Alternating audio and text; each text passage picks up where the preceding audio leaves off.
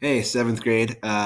This is Monday night, and it was a long day getting back to work for me, so I'm a little worn out. So let's hop in and get this ready for you Tuesday morning. So it was great to see some of you guys in person after a long layoff, and hopefully see some more of you guys tomorrow.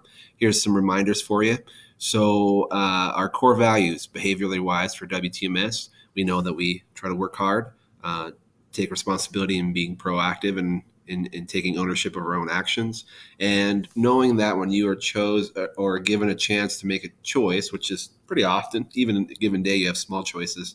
Try to make the constructive, positive one that will benefit not just yourself but those around you, and lead you on the path to where you want to be. Okay, so people say that you are your choices. So when you have maybe the, I don't know, socially acceptable but wrong one, try to take the right one, please. That's part of who we are around here. Looking at my notes, I was thinking, anything I need to remind you guys about? Probably not. You probably know that Thursday after school we start our Christmas break, and I just wanted to encourage you guys to encourage your family, have fun, and celebrate the season. It's been a really hard year, 2020, and however you celebrate the holidays, whatever your religious creed or your family traditions, don't completely lose sight of those. I know it's not the best idea to gather during this time, but whatever your traditions are, find a way to make them happen because, like I said, the year's been hard on everybody, especially you guys as young people. So find a way to have fun. I know that one of my favorite traditions was the open one present on Christmas Eve. And so I remember when I was a kid, you open the rest of them Christmas morning.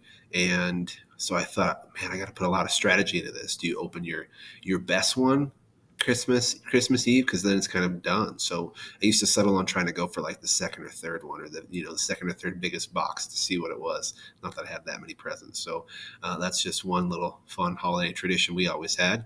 So you really do deserve a fun holiday. Hope you have one. All right. We have been talking about in Unit 2 of our second step curriculum for seventh grade pod this year in recognizing bullying and harassment. And we've talked about many forms of harassment and bullying so far. Last week was about gender based discrimination. And that starts with the idea that boys are supposed to or girls are supposed to. And once you fall into that sort of stereotypical thinking, that can lead to harassment because when people don't fall into your stereotypes, some people will think it's their place to comment on their behavior. And I think these pictures where girls aren't hardcore gamers, which is a stereotype, and boys aren't supposed to care about art, which are both hopefully stereotypes we've blown up. So watch out for those. Okay, and some little bits of stereotypical thinking are probably inevitable in your brain if you have a single thought like, hey, aren't boys more this than girls? That happens. But when you dwell on it and you try to put people in these little boxes, it can start leading towards biases and discrimination and harassment. So hopefully we don't have that going on. So lesson 2.5 is about our rights and responsibilities in a school as it comes to um, harassment. And I realized I probably should have taken off some of these, but that's okay. Whoa, I'm too close to the screen. I'm sorry. I told you I was tired. So our rights and responsibilities. In this lesson, we'll learn we're protected from harassment at school and what our responsibilities are to not harass others. Warm up. What are rights and responsibilities? How are they different from each other? I don't know that these are words you say very often. I don't know about you, but when I think of rights, I think of Bill of Rights, certain things that we are guaranteed in our country. And then there's this, we call them inalienable rights written into our founding documents. Responsibilities, well, let's see what they tell us in terms of definitions. They are a little bit different. So a right is a freedom that's protected. You have a right for free education in America, to speak your mind within certain limitations, of course, to be safe, to not be harassed, the freedom of religion and speech. Okay, those are things that you should have protected as freedoms. Responsibility is I was going to say duty, but that's what they say. Morally required. Okay, based on what's the right thing to do, how you were raised, and within maybe school or society or the rules of that area, what is your responsibility to do, your job, your duty. Okay. Other definitions. Ooh, I think I woke up my son talking too loud. That's not ideal. So I'm going to talk a little quieter. Hopefully you can hear me. Um, uh, you have the right as a student at school, let's click on this, to attend school in an environment that's safe and free from harassment, to take action to stop harassment if you experience it, and to report harassment without retaliation. This part can be hard. I know people may fear that sometime, but as school folks, we can't help without that. Okay, you have the responsibility, the duty, just as people can't infringe on your rights or freedoms, you can't harass them.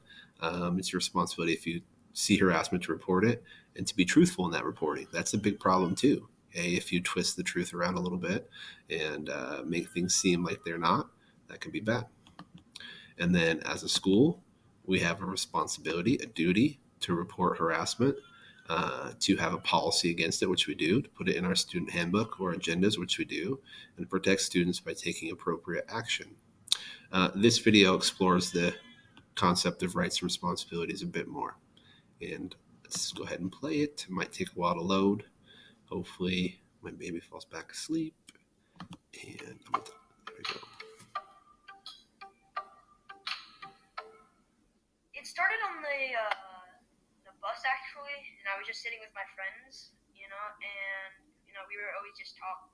And these two kids, after like maybe 2 or 3 months, they started just saying a bunch of like racial slurs to me.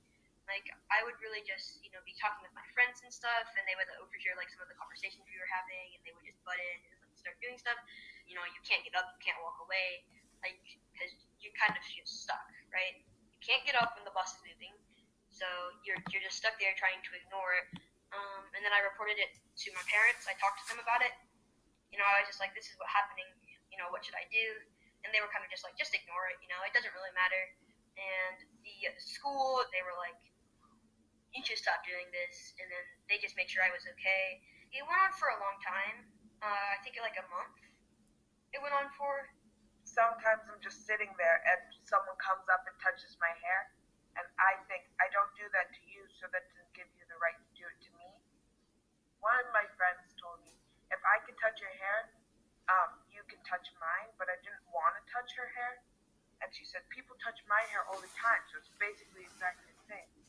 And I said, no, it's not. It's usually Caucasian girls. Like all my friends are, most of my friends are white, so I have the biggest problem with them coming over and touching my hair. If I tell them stern enough to stop, it ends for like the rest of the week, and then I'll have to do it again the next week. When I got home from school, I would tell my grandma that, oh, people were touching my hair again today, and she said that it's not okay for people to get in your space and touch your hair because it's your body and they don't have the right to do that. No, I've never told teachers or the principal, but some of my teachers have said, like, they've noticed people touching my hair. They're like, guys, get out of Ayana's space if I haven't said it yet.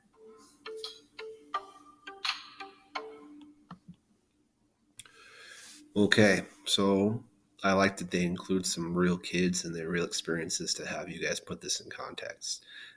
Were everyone's rights protected? I think for Grant and Ayana, their rights weren't protected, unfortunately. Were everyone's responsibilities fulfilled? The kids that were mistreating them, and it seems like for Grant there was a little more clarity about how that they were being mean.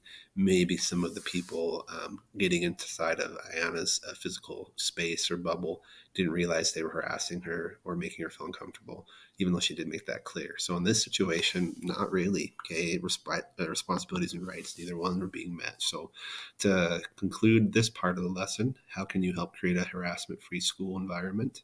I think the best way to do that, just to go back to the PowerPoint, so many times when myself or Mrs. Bollinger helps somebody with something, um, and there'll be some harassment or bullying type behavior or just general meanness. And a lot of kids will say, like, well, I've had people do something similar to me. I know how much it hurts.